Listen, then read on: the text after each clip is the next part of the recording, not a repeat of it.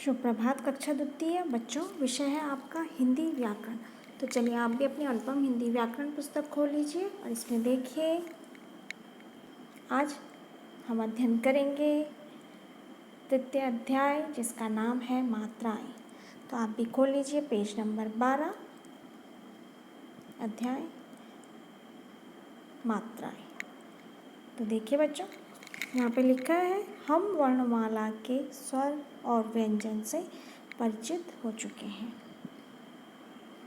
इससे पहले हमने वर्णमाला पढ़ी जिसमें हमने स्वरों और व्यंजनों के विषय में पढ़ा। तो यहाँ पे यही बताया जा रहा है कि हम वर्णमाला के स्वर और व्यंजन से परिचित हो चुके हैं। स्वर का प्रयोग दो प्रकार से होता है और जो स्वर होते हैं उनका प्रयोग दो प्रकार से होता है।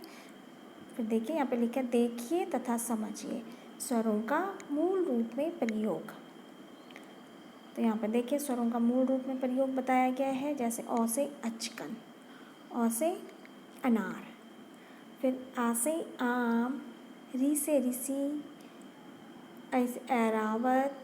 तो ये क्या है, स्वरों का मूल रूप में प्रयोग हो रखा है यहाँ पे। फिर देखो ऊपर दिए गए शब्दों का पहला वर्ण क्या है, स्वर है। यहाँ स्वर का प्रयोग उनके मूल रूप में किया गया है, मतलब जैसे स्वर लिखे जाते हैं तो उनसे ही क्या है शब्द बन रहा है, शब्द उनसे ही शुरू हो रहा है। तो ये मूल रूप में ही प्रयोग हो रहे हैं। जैसे आ से आम, आ आया, फिर उसके पीछे व्यंजन आ रहा है, तो यहाँ पे पहले आ म आम। फिर देखो दूसरा है इसमें स्वरों का व्यंजन के साथ चिन्ह के रूप में प्रयोग। तो देखिए यहाँ पे मैना, तो मौ पे ऐ की मात्रा, फिर नौ पे आ की मात्रा। तो ये बना आपका शब्द मैना। फिर है बाल्टी, बौ पे आ की मात्रा, लौ औ टौ पे ई की मात्रा। तो ये शब्द बना आपका बाल्टी। फिर है रुपया, रौ पे ऊ की मात्रा, पौ पे देखो हलन, तो प यो पे आ की मात्रा या, रुपया। फिर है कुर्सी, क पे ऊ की मात्रा कु, सौ पे ई की मात्रा। ये बना आपका शब्द कुर्सी। तो यहाँ पे क्या हो रहा है, व्यंजन के साथ स्वरों का प्रयोग उनकी मात्रा के रूप में हो रहा है।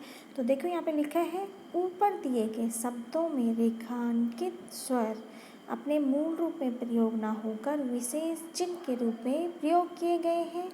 ये विशेष चिन्ह क्या कहलाते हैं, मात्रा कहलाते हैं। फिर देखिए आप, जब स्वर को व्यंजन के साथ मिलाकर लिखा जाता है तो स्वर अपना क्या करता है, रूप बदल लेते हैं। स्वरों के अपने विशेष चिन्ह होते हैं और यही चिन्ह क्या कहलाते हैं, मात्राएं कहलाते हैं। तो यहाँ पर आपको पता चल रहा है कि स्वरों का प्रयोग कितने रूप में होता है, दो रूप में, एक उनके मूल रूप में और दूसरा उनका मात्राओं के रूप में। तो अब हम अपनी व्याकरण की कॉपी खोलेंगे और देखिए आप इसमें सबसे पहले आज के दिनांक 17 जुलाई 2021 लिख लीजिए। फिर अध्याय संख्या 3 और मात्राएं, साइन ऑफ वॉवल्स। तो आप अपनी कॉपी में लिखेंगे कि हिंदी भाषा में स्वरों की संख्या कितनी होती है, 11 होती है ना। और स्वरों का प्रयोग दो प्रकार से होता है, जिसमें क है स्वरों का मूल रूप में प्रयोग।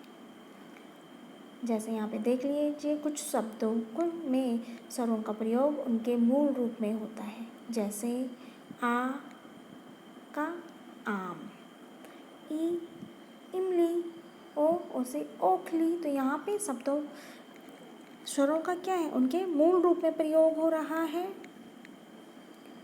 और फिर ख है स्वरों का व्यंजन के साथ चिन्ह के रूप में प्रयोग। तो यहाँ पे देखो मौ पे आ की मात्रा मा, लौ पे आ की मात्रा ला। तो ये बना आपका शब्द मा ला। तो यहाँ पे आ की मात्रा का प्रयोग हो रहा है ना, मौ पे आ की मात्रा, लौ पे भी आ की मात्रा, इस तरह से आ की मात्रा लगाते हैं। फिर है मौ पे ऐ की मात्रा, इस तरह से लगती है ना ऐ की मात्रा। और फिर नौ पे आ की मात्रा मैं ना, तो यहाँ पे ऐ और आ की मात्रा का प्रयोग हो रहा है। तो देख लीजिए, जब स्वरों को व्यंजन के साथ मिलाकर लिखा जाता है तो स्वर क्या करते हैं, अपना रूप बदल लेते हैं। स्वरों के अपने विशेष चिन्ह होते हैं, यही चिन्ह क्या कहलाते हैं, यही चिन्ह मात्राएं कहलाते हैं। तो इस तरह से आज आप अपनी कॉपी में स्वरों के मूल रूप और स्वरों के चिन्हों के रूप के विषय में कॉपी में लिखेंगे। तो चलिए बच्चों, आज ये कार्य अपनी व्याकरण की कॉपी में लिख लीजिए। धन्यवाद बच्चों।